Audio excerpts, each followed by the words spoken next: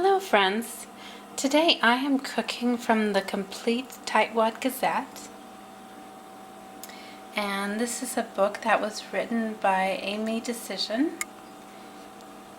And before I actually get into the recipe, I think what I would like to start with is just kind of showing the index, if I can get to it while I'm holding the camera. There are just tons and tons of recipes in this book. So if you're looking for a budget-friendly recipe, you are just going to find tons and tons of recipes in this book. And let's see if I can find the recipe that I'm looking for.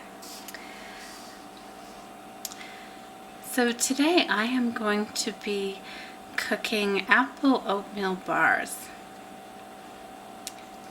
And I just love the simplicity of this recipe.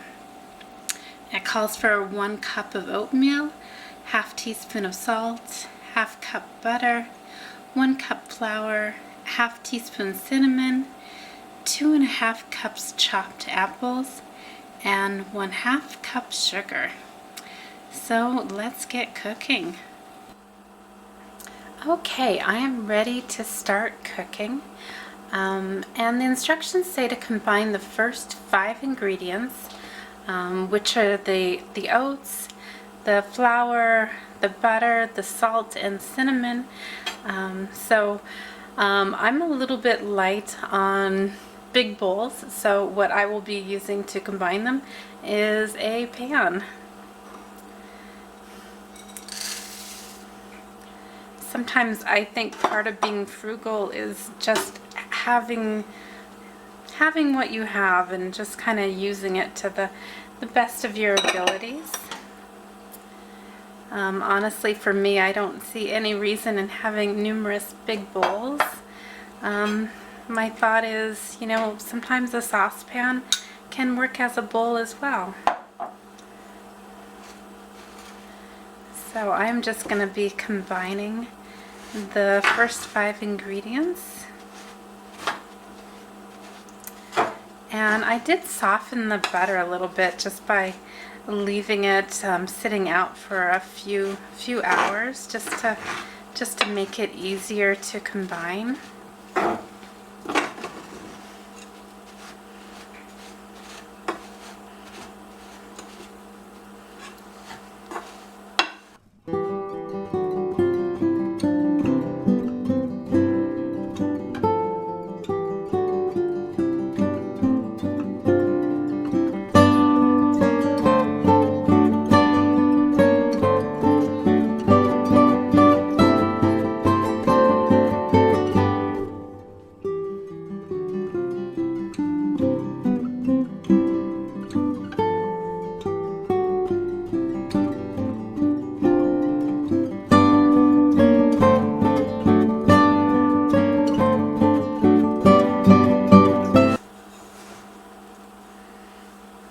Okay, now that I have combined these ingredients, the instructions say to take half of it and put it in the baking pan.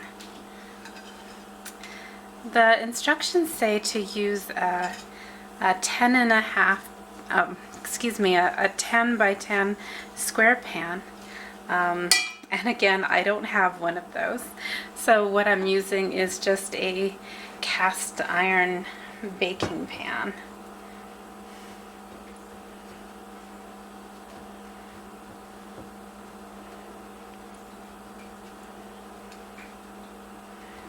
So we will just see how this goes.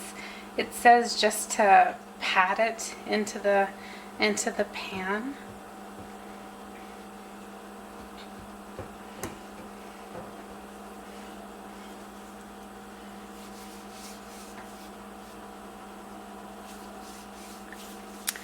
And it says the next step is to layer in the apples and the sugar.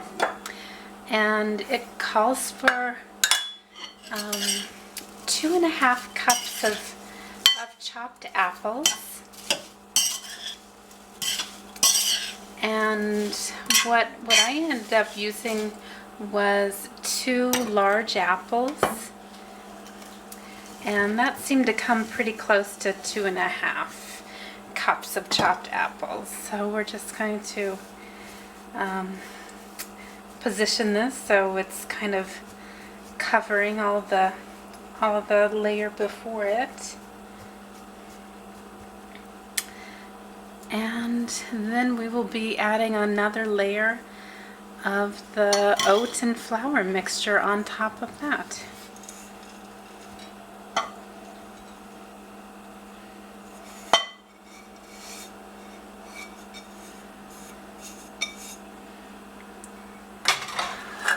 Okay, now I'm just going to spread this top mixture around.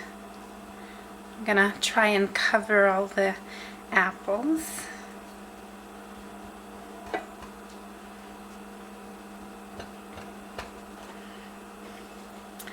Okay.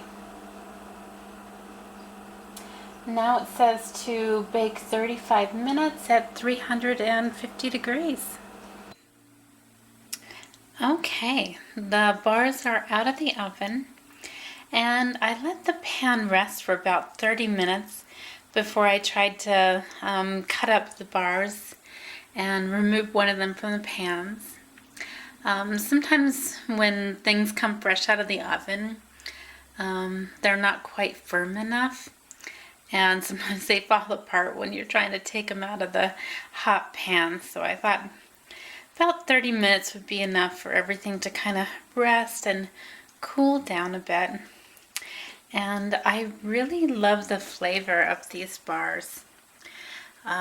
You can really taste all of the apple, and the amount of sugar is just perfect. It's not too sweet, but the bars seem more like a dessert than a breakfast bar, which is what I was looking for. I think these bars would be just perfect for an evening snack with maybe some vanilla ice cream.